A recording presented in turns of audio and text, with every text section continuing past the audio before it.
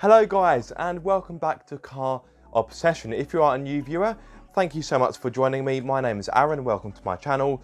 My channel is pretty much filled with car content, and as the name would suggest, I am obsessed with cars. Now for my regular viewers, you may wonder why I'm starting a walk around video in this fashion. Where is the car? Why am I indoors? Well, let me explain very briefly. Now, when I filmed this video, unfortunately, my clip-on microphone let me down, and in fact, I will be filming a separate video talking about my clip-on microphone issues to give you guys an update, because I don't want to waffle on too much in this video. But yes, on the day of filming the video, my clip-on microphone let me down, and because I was filming in quite a windy area, I couldn't fall back on the audio from my camera because there was too much wind noise, and to be frank, it sounded pretty awful, and the quality was not to the standard I would want to put on my channel. Therefore, this video is an interior walk around of the latest Honda Civic Type R, the FK8, and not an all-round walk around that you would normally get, because like I say, the wind noise was atrocious. Anyway, let me stop waffling on and let me cue the video. As you can see, you've got the button for the keyless entry, but the car is already unlocked. And I simply love the interior. These seats are borderline perfection because they have the ultimate blend of support and comfort. And even better, let me actually sit down. Well, I say sit down, I'd say more like fall down. Oh, these seats are set really low in the car. The seats are low slung, and it actually feels like you're stepping into a sports car. Some hot hatches, they make the mistake of, yes, they fit sporty seats, but they make the mistake of putting the seats a little bit too high up. So you get in it, and yeah, the seats feel great, but it still feels like you're sat a little bit too high. But for the Type R, there's no such concerns, because yeah, it feels like a sports car in here. Very impressive indeed. Right, let me step out so I can show you the rest of the dashboard. Tell you one thing I love, the red seat belts. There we are, red seat belts for the win. A very nice touch. So you get a sporty steering wheel, of course, with a flat bottom. I really like the splashes of red on there. Very nice indeed. You've got leather on the steering wheel, of course. You've got Alcantara here, which is quite nice, although that may wear quite a lot throughout the course of ownership, so that's something to bear in mind. You've got a very slick 6-speed manual gearbox, so in case you are wondering, no, you cannot buy this car with an automatic gearbox, and in my opinion that's a good thing. A hot hatch should have a manual. So yes, the 6-speed in this works very well. You've got a nice gear lever as well, falls very nice in the hand. So yes, big fan of that. Right, let me step inside again. Close the door.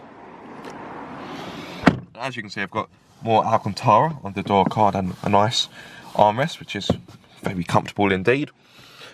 And I'll tell you what else I like about the interior is it has a sense of occasion. Now, okay, it's not quite as premium or as classy as, let's say, a Volkswagen Golf R, but I like the fact you get in here and it feels sporty.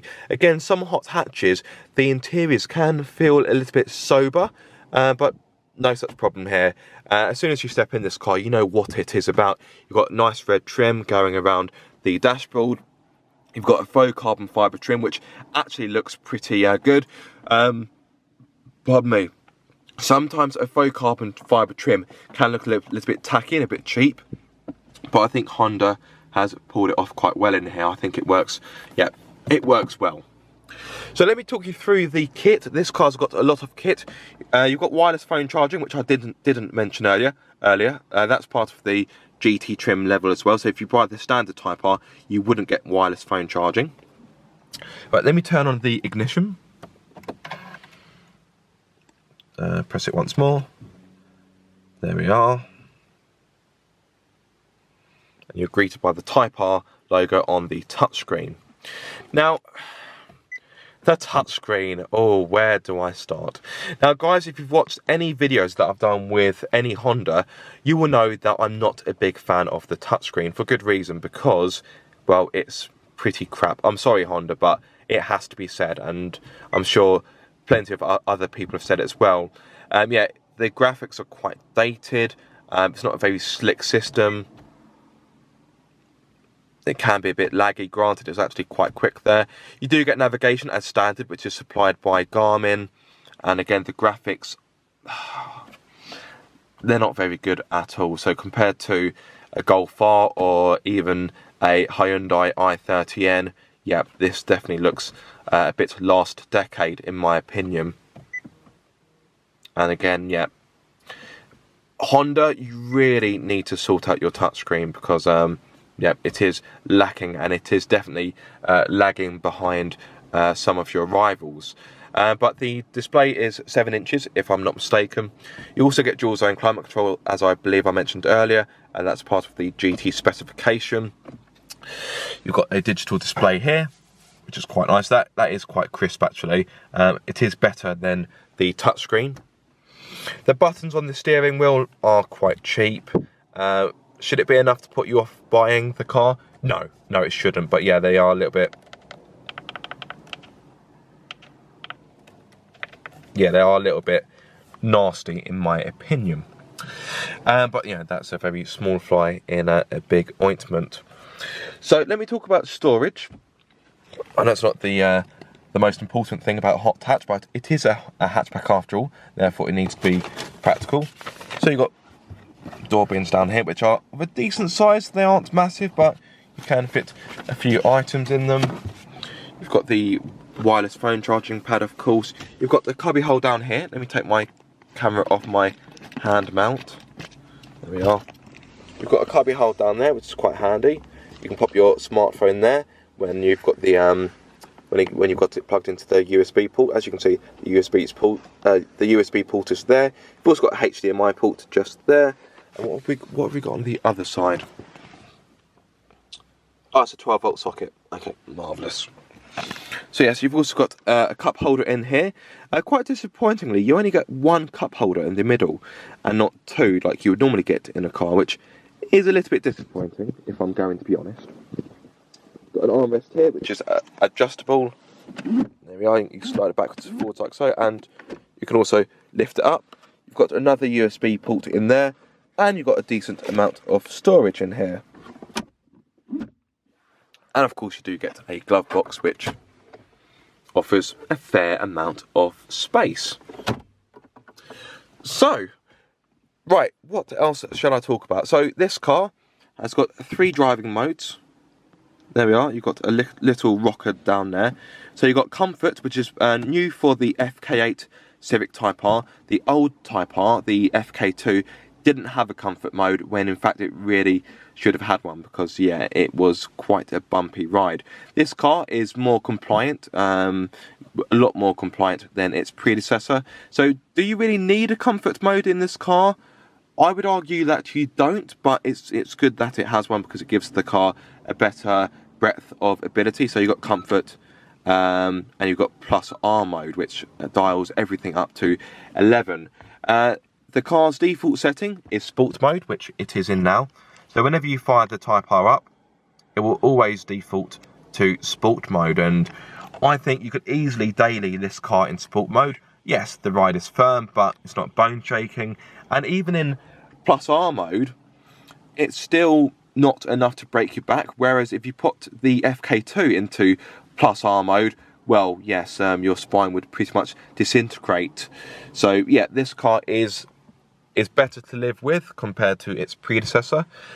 Getting a good driving position is very easy. The steering wheel adjusts for rake and reach like you would expect on a car of this price. There we are. Oh, autofocus. Come on. There we are. Oh, there we are. It is a little bit stiff, but it's not too bad. And my seat has got a good level of adjustment. It's not electronically adjustable, but you know, for me that's not really a huge issue. Right, let's put my camera back onto my hand mount. There we are. Turn the ignition off. Now this car also has a fair amount of safety features. I've got blind spot warning, I've got front and rear parking sensors, I've got adaptive cruise control, I've got lane keep assist. So yeah, this car, although it is, you know, hot hatchy, it still offers a good amount of safety. Of course, I've also got autonomous emergency braking. I've also got a reversing camera. Let me just fire up the car once more while the ignition. Right. There we are. You've got a reversing camera. The resolution and the quality, the picture quality, isn't great, but it's enough to. It should be enough to stop you reversing into someone else's car or a tree or whatever. Right. Okay. Oh, just quickly. In this car, you don't get a standard handbrake. You get an electronic parking brake, which I'm not a massive fan of. Now, that's not because I go around doing handbrake turns. It's simply because I have more trust and faith in a proper manual handbrake as opposed to an electric parking brake. Maybe I'm a little bit old school in that sense. Right. Okay, so let's step out the car. Let me show you rear space. Now, as always, the driver's seat has been set for me. I'm 6'2", so I am, of course, a taller guy.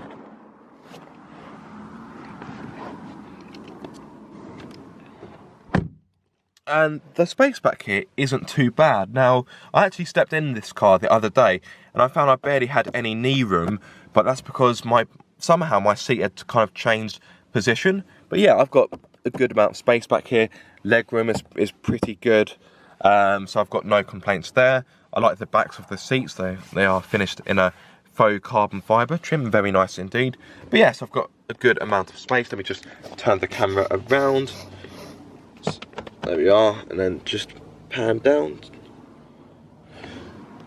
I can also fit my feet underneath the seat in front of me, even though I do have my seat set to its lowest, so that's quite nice. Headroom isn't fantastic though. Now, as you can see, I haven't got a lot of headroom, so taller adults may struggle a little bit in the back here. And another thing I'm not a fan of in the Type R is the fact that you do have 3 seats back here. Sorry guys, I know you can't really see. I'm trying to get back as far as I can to really pan out and show you. You do have 3 seats back here, but this car is a 4-seater.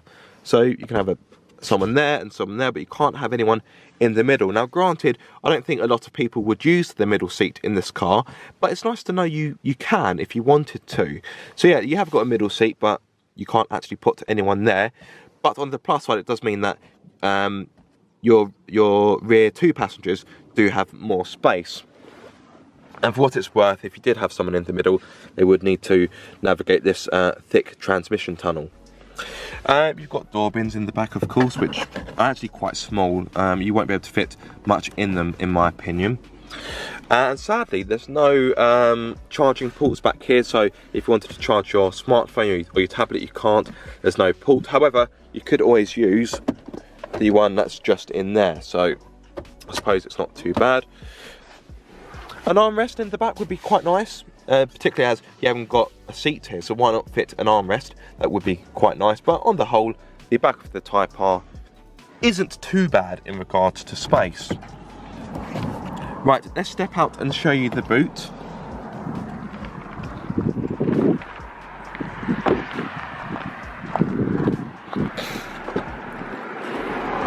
So the boot of the Type R is actually pretty impressive. Let me just move my bag out the way.